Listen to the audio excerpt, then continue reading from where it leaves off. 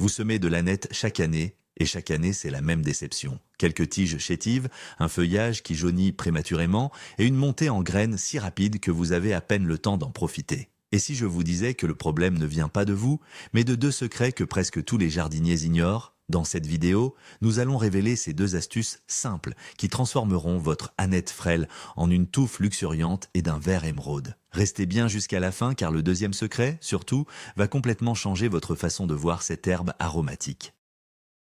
L'ânette a la réputation d'être une plante capricieuse. On entend souvent dire qu'elle est difficile, qu'elle ne pousse que là où elle veut. Mais en réalité, l'ânette n'est pas compliquée. Elle demande juste qu'on respecte ses besoins fondamentaux, qui sont souvent contre-intuitifs. Oubliez les engrais complexes et les traitements miracles. Le succès réside dans deux domaines clés, la manière dont vous l'installez au jardin et la façon dont vous interagissez avec elle tout au long de sa croissance. C'est beaucoup plus simple qu'il n'y paraît et nous allons tout décortiquer ensemble, pas à pas.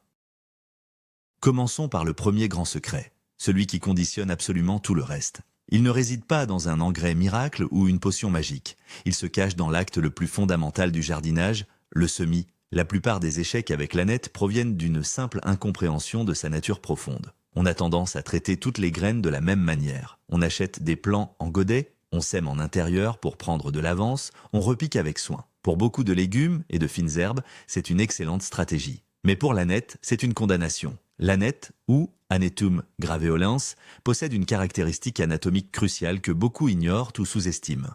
Une racine pivot. C'est une longue racine unique, droite et robuste qui s'enfonce profondément dans le sol à la recherche d'eau et de nutriments. C'est l'encre de la plante, sa ligne de vie. Toute perturbation de cette racine, même minime, cause un stress immense à la plante. Ce stress se manifeste de plusieurs façons, un ralentissement de la croissance, un jaunissement du feuillage et surtout une tendance à vouloir se reproduire au plus vite en montant en graines. Comprendre cela, c'est déjà avoir résolu la moitié du problème. Il faut donc changer radicalement notre approche. La conséquence directe de cette sensibilité racinaire est simple. Le semis direct en pleine terre est non négociable. Cela signifie que vous devez semer les graines de votre ânette exactement à l'endroit où vous souhaitez qu'ils poussent pour toute la saison. Oubliez les semis en barquette, en pot de tourbe, ou même l'achat de jeunes plants en jardinerie, aussi tentant que cela puisse paraître. Même le jardinier le plus délicat du monde ne pourra pas extraire une jeune pousse d'ânette de son pot sans causer de micro-déchirures ou une simple torsion à sa racine pivot. Pour la plante, ce traumatisme est un signal d'alarme. Elle entre en mode survie. Son objectif principal n'est plus de développer un beau feuillage abondant pour vous, mais de produire des graines le plus vite possible pour assurer sa descendance avant de mourir. C'est pourquoi tant de plants repiqués ou achetés en godet montent en fleurs presque immédiatement après la plantation sans jamais former une touffe digne de ce nom. Le semis direct élimine complètement ce facteur de stress. La graine germe et la racine pivot s'enfoncent tranquillement dans le sol sans jamais être dérangée, créant ainsi les fondations d'une plante saine, vigoureuse et productive. Démystifions une bonne fois pour toutes la pratique du repiquage de l'ânette. Beaucoup de guides de jardinage, par simplification, mettent toutes les herbes dans le même panier. On vous dit de semer à l'intérieur 6 à 8 semaines avant le dernier gel, puis de repiquer. C'est un mythe dangereux pour notre ânette. Imaginez cette jeune racine pivot, fragile comme un fil de soie, qui commence à peine son exploration du terreau. Lorsque vous sortez la motte du godet, la racine est inévitablement compressée, pliée, voire cassée. Même si la plante survit au repiquage, elle portera les cicatrices de ce traumatisme. Sa capacité à puiser l'eau et les nutriments en profondeur sera compromise pour toute sa vie. Elle sera plus sensible à la sécheresse, car ses racines resteront plus superficielles. Elle sera moins stable et plus susceptible de verser par grand vent. Le repiquage est une illusion de gain de temps qui se paie par une perte massive de productivité et de qualité. Le seul cas où un semis en pot est envisageable, c'est si vous comptez cultiver l'ânette dans ce même pot, assez grand et profond, du début à la fin sans jamais le transplanter. Pour le jardin, la règle d'or est immuable, la graine doit toucher la terre là où elle vivra.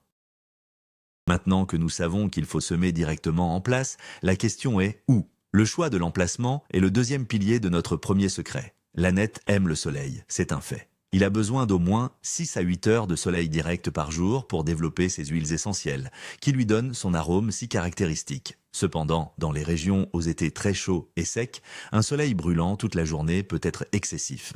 Il peut accélérer l'évaporation de l'eau dans le sol et stresser la plante, la poussant encore une fois à monter en graines prématurément. L'idéal est donc de trouver un compromis. Un emplacement qui reçoit le plein soleil du matin, qui est plus doux et qui bénéficie d'une légère ombre pendant les heures les plus chaudes de l'après-midi entre 13 et 16 heures.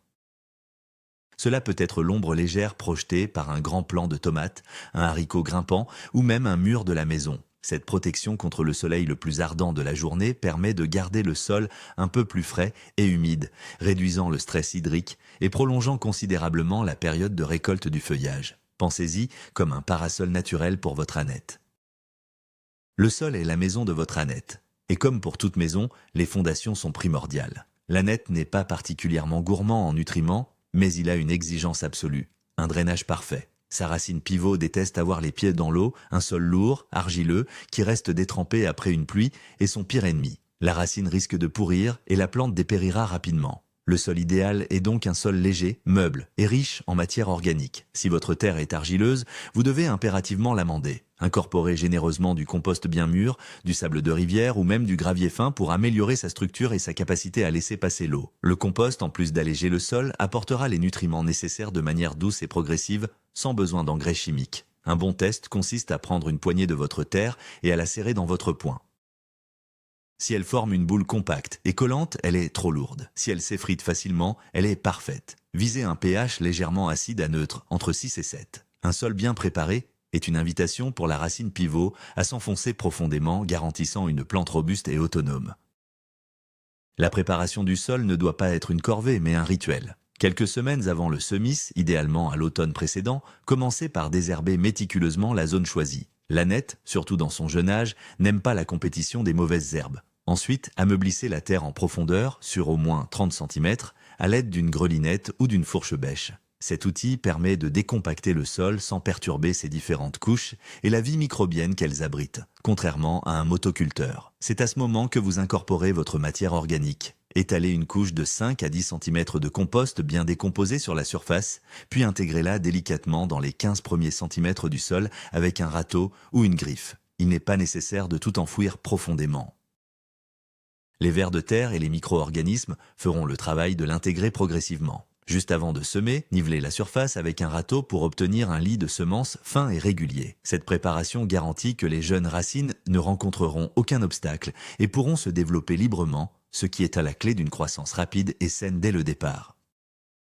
Voici une astuce de pro pour ne jamais manquer d'ânettes frais. La technique des semis successifs, aussi appelée semis échelonnés. L'ânette a un cycle de vie relativement court. Même dans les meilleures conditions, une plante finira par monter en graines après quelques semaines. Plutôt que de semer une grande parcelle d'un seul coup, ce qui vous donnera une énorme quantité d'ânettes pendant une courte période puis plus rien, soyez plus stratégique. Divisez votre saison de culture en plusieurs étapes. Commencez votre premier semis dès que tout risque de gel est écarté et que le sol s'est un peu réchauffé, généralement vers la fin du printemps. Puis, toutes les 2 à 3 semaines, faites un nouveau petit semis dans une autre zone ou juste à côté du précédent. Continuez ce processus jusqu'à la fin de l'été. Cette méthode simple vous assure un approvisionnement constant en ânettes jeunes, tendres et aromatiques. Pendant que vos premières plantations commencent à fatiguer et à monter en fleurs, les suivantes sont en pleine croissance et prêtes à être récoltées. C'est une façon incroyablement efficace de maximiser votre récolte et de profiter de l'ânette frais, du printemps jusqu'aux premières gelées d'automne sans effort supplémentaire. La profondeur du semis est un détail qui a une importance capitale. On pourrait penser qu'enfouir la graine profondément la protège, mais c'est une erreur très courante. Les graines d'ânette sont petites et ne possèdent que des réserves d'énergie limitées. Si vous les semez trop profondément, la jeune pousse va épuiser toute son énergie à essayer d'atteindre la surface et la lumière, et elle risque de mourir avant même d'y parvenir. La règle est simple, l'ânette se sème en surface ou presque. Tracez des sillons très peu profonds, d'environ un demi-centimètre de profondeur. Si votre sol est très léger, vous pouvez aller jusqu'à 1 centimètre, mais pas plus. Semez les graines de manière assez claire dans le sillon, puis recouvrez-les d'une fine pellicule de terreau ou de terre fine. Tassez ensuite très légèrement avec le dos du râteau ou la main pour assurer un bon contact entre la graine et le sol, ce qui est essentiel pour la germination. Un arrosage en pluie très fine, avec un pommeau d'arrosoir, terminera le processus. En respectant cette faible profondeur, vous donnez à vos graines toutes les chances de germer rapidement et de voir la lumière du jour avec un minimum d'effort. L'ânette est une plante sociale qui apprécie la bonne compagnie. Le compagnonnage, ou l'art d'associer les bonnes plantes entre elles, est une technique de jardinage ancestrale et puissante. Certains voisins peuvent aider l'ânette à prospérer. Les légumes de la famille des choux, comme le brocoli, le chou-fleur ou le chou de Bruxelles, bénéficient grandement de la présence de l'ânette. L'odeur de l'ânette aide à repousser certains de leurs pires ravageurs, comme la pierrite du chou. En retour, les grandes feuilles des choux peuvent offrir une ombre bénéfique à l'ânette pendant les heures les plus chaudes. Les concombres sont également d'excellents compagnons. L'ânette attirerait des insectes prédateurs bénéfiques comme les cirphes et les coccinelles qui se nourrissent de pucerons, protégeant ainsi les plants de concombres. La laitue et les épinards, qui apprécient un sol frais, peuvent aussi être plantés à proximité. L'ânette agit comme une plante tutrice, attirant les pollinisateurs et les auxiliaires qui seront bénéfiques à tout le potager. Penser son jardin comme un écosystème interdépendant plutôt qu'une collection de plantes isolées est une étape clé vers un jardinage plus naturel et plus productif.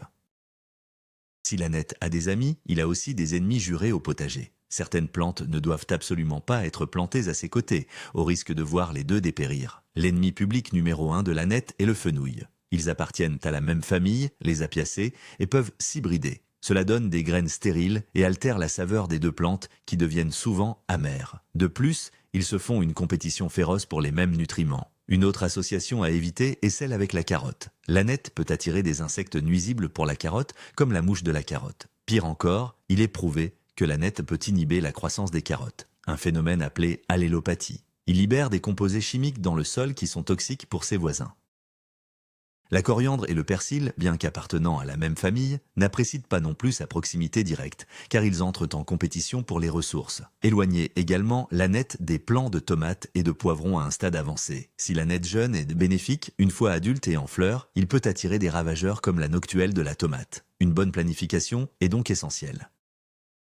Nous avons maintenant maîtrisé le premier secret, une installation parfaite. Passons au deuxième grand secret qui concerne la vie de la plante au quotidien. C'est le secret de l'entretien et plus particulièrement de l'arrosage et de la récolte. C'est ici que se cache le paradoxe de l'ânette. Beaucoup de jardiniers, voyant leur ânette souffrir, ont le réflexe de l'arroser plus souvent ou de le laisser tranquille pour ne pas le stresser. Ces deux réflexes sont précisément ce qui mène à l'échec. Un bon entretien de l'ânette est un balai délicat et contre-intuitif. Il faut comprendre que chaque arrosage et chaque coupe de ciseaux est un message que vous envoyez à la plante. Un message qui peut soit l'encourager à devenir touffue et luxuriante, soit la pousser à terminer son cycle de vie en urgence. Maîtriser ce dialogue avec votre ânette est ce qui fait la différence entre quelques brins jaunis et une récolte abondante et continue. Nous allons voir comment l'arroser pour le renforcer et comment le récolter pour le faire pousser encore plus. C'est une philosophie de soins actifs, pas passifs. C'est en interagissant correctement avec la plante que vous débloquerez tout son potentiel. L'erreur d'arrosage la plus commune est l'arrosage superficiel et fréquent. On prend son arrosoir, on donne un petit coup tous les soirs en pensant bien faire. C'est la pire chose à faire pour l'ânette. Pourquoi? Rappelez-vous sa fameuse racine pivot. Elle est conçue pour aller chercher l'eau en profondeur. Si vous n'arrosez qu'en surface, l'humidité ne pénètre que sur les premiers centimètres du sol. La plante n'a donc aucune incitation à développer sa racine en profondeur. Au contraire, elle va développer un système racinaire superficiel pour capter cette eau facile. Le résultat est une plante qui devient complètement dépendante de vos arrosages quotidiens et extrêmement vulnérable à la moindre sécheresse. Dès que le soleil tape un peu fort, la couche supérieure du sol s'assèche et votre ânette fane immédiatement. La bonne approche est tout l'inverse, un arrosage profond et peu fréquent. Il faut arroser moins souvent, mais quand vous le faites, faites-le généreusement, pour que l'eau pénètre sur au moins 15 à 20 cm de profondeur. Cela force la racine pivot à plonger, à aller chercher l'humidité là où elle se trouve. Vous créez ainsi une plante beaucoup plus résiliente, autonome et vigoureuse. Alors, comment savoir quand il est temps de procéder à cet arrosage profond? Ne vous fiez pas à l'apparence de la surface du sol qui peut sécher très vite au soleil tout en étant humide en dessous. La meilleure technique est celle du doigt. Enfoncez simplement votre index dans la terre, près des pieds d'ânette, jusqu'à la deuxième phalange, soit environ 5 à 7 cm. Si la terre a cette profondeur et sèche au toucher, il est temps d'arroser. Si elle est encore fraîche ou humide, attendez encore un jour ou deux et testez à nouveau. Cette méthode simple et infaillible vous évite les deux écueils, le sous-arrosage et le surarrosage. Avec le temps, vous apprendrez à connaître votre sol et la fréquence d'arrosage nécessaire en fonction de la météo. En général, un bon arrosage profond par semaine par temps normal et peut-être 2 en période de canicule est largement suffisant. Cette pratique encourage un enracinement puissant et profond qui est le véritable secret d'une plante en pleine santé et capable de résister aux aléas climatiques. C'est une approche proactive qui rend la plante plus forte plutôt qu'une approche réactive qui la maintient dans un état de dépendance. Le moment de la journée où vous arrosez a aussi son importance. Évitez absolument d'arroser en pleine journée, sous le soleil. Une grande partie de l'eau s'évaporera avant même d'avoir pu pénétrer dans le sol, ce qui est un gaspillage. De plus, Les gouttes d'eau sur le feuillage peuvent créer un effet de loupe avec les rayons du soleil et provoquer des brûlures. L'arrosage le soir est souvent déconseillé pour beaucoup de plantes, car un feuillage qui reste humide toute la nuit peut favoriser le développement de maladies fongiques, comme le mildiou. Pour l'ânette, le moment idéal est tôt le matin. Le sol est encore frais, l'évaporation est minimale et l'eau a tout le temps de pénétrer en profondeur avant la chaleur de la journée. La plante peut ainsi absorber l'eau dont elle a besoin pour affronter la journée. Et si le feuillage est un peu mouillé, le soleil du matin le séchera rapidement, limitant les risques de maladies. Visez toujours la base des plantes, directement sur le sol, plutôt que d'arroser le feuillage. Utilisez un arrosoir avec un long bec ou un système de goutte à goutte pour un arrosage précis et efficace. C'est un petit changement d'habitude qui peut avoir un impact énorme sur la santé de votre ânette. Le paillage, ou mulching en anglais, est votre meilleur allié pour une gestion de l'eau optimale. C'est une technique simple qui consiste à couvrir le sol à la base de vos plantes avec une couche de matière organique. Cette couche protectrice a de multiples avantages. Premièrement, elle agit comme une couverture qui limite considérablement l'évaporation de l'eau du sol, le gardant frais et humide plus longtemps. Cela vous permet d'espacer encore plus vos arrosages profonds. Deuxièmement, le paillis empêche la lumière d'atteindre le sol, ce qui limite drastiquement la germination et la croissance des mauvaises herbes. Fini la corvée de désherbage. Troisièmement, en se décomposant lentement, le paillis nourrit le sol et améliore sa structure. Quels matériaux utiliser? La paille, les tontes de gazon séchées, les feuilles mortes broyées ou le BRF, bois raméal fragmenté, sont d'excellentes options. Appliquez une couche de 5 à 10 cm d'épaisseur autour de vos plants d'ânette, en veillant à laisser un petit espace libre juste autour de la tige pour éviter le pourrissement. Le paillage est l'une des pratiques les plus bénéfiques et les plus simples que vous puissiez adopter dans votre potager. Passons maintenant à la partie la plus gratifiante, la récolte. Et c'est ici que se trouve le cœur de notre deuxième secret. La façon dont vous récoltez votre ânette a un impact direct sur sa croissance future. Adoptez la technique du couper pour récolter plus, ou cut and come again en anglais. Le principe est de ne jamais prélever plus d'un tiers du feuillage de la plante en une seule fois. Cela garantit que la plante conserve suffisamment de feuilles pour continuer la photosynthèse et produire l'énergie nécessaire à sa repousse. Commencez à récolter dès que la plante atteint une quinzaine de centimètres de hauteur et possède plusieurs brins bien développés. N'attendez pas qu'elle soit immense. Une récolte précoce et régulière envoie un signal à la plante, on a besoin de plus de feuilles. En réponse, elle va concentrer son énergie sur la production de nouveaux feuillages plutôt que sur le développement d'une tige florale. C'est une communication active. Chaque coupe est une incitation à la ramification. Au lieu de laisser la plante suivre son cycle naturel qui mène rapidement à la floraison, vous la maintenez dans une phase de croissance végétative, prolongeant ainsi considérablement votre période de récolte. L'erreur de récolte la plus répandue et la plus dommageable est de couper la tige principale au sommet. C'est un réflexe naturel, on prend le bouquet par le haut et on coupe. En faisant cela, vous retirez le bourgeon apical, le point de croissance principal de la plante. Cela peut stopper net sa croissance verticale et l'inciter à monter en graines encore plus vite. La bonne méthode est de récolter les brins extérieurs en premier. Prenez une paire de ciseaux propres et coupez les tiges les plus anciennes et les plus développées à la base, au plus près du sol. Laissez toujours les jeunes pousses du centre intact. C'est le cœur de la plante, son moteur de croissance. En procédant ainsi, vous permettez à la lumière d'atteindre le centre de la touffe, ce qui stimule l'apparition de nouvelles pousses à la base. Votre plant d'ânette deviendra de plus en plus touffu et dense au fil des récoltes, au lieu de s'étioler. C'est une technique qui demande un peu plus d'attention qu'une coupe rapide, mais les résultats sont spectaculaires. Vous transformez une simple récolte en un acte de taille qui favorise la santé et la productivité de votre plante. Chaque coupe que vous faites est un message hormonal pour la plante. En coupant les tiges extérieures, vous stimulez la production d'aucine, une hormone de croissance, dans les bourgeons latéraux situés à la base de la plante. Cela la force à se ramifier, à créer de nouvelles tiges et donc plus de feuillage. C'est exactement le même principe que la taille des rosiers ou des arbustes pour les rendre plus denses. Plus vous récoltez de cette manière intelligente, plus votre plant d'ânette devient une véritable petite usine à feuilles. Vous le sculptez, récolte après récolte, pour qu'il adopte une forme de buisson compact plutôt que de haute tige unique. Cette densité a aussi un autre avantage. Le feuillage abondant crée un microclimat plus frais et ombragé à la base de la plante, ce qui aide à conserver l'humidité du sol et à retarder encore un peu plus la montée en graines. C'est un cercle vertueux. Une récolte intelligente mène à une plante plus touffue, qui mène à un sol plus frais, qui mène à une période de production plus longue, qui mène à plus de récoltes. C'est la clé pour avoir de l'ânette frais pendant des mois et non pendant quelques semaines.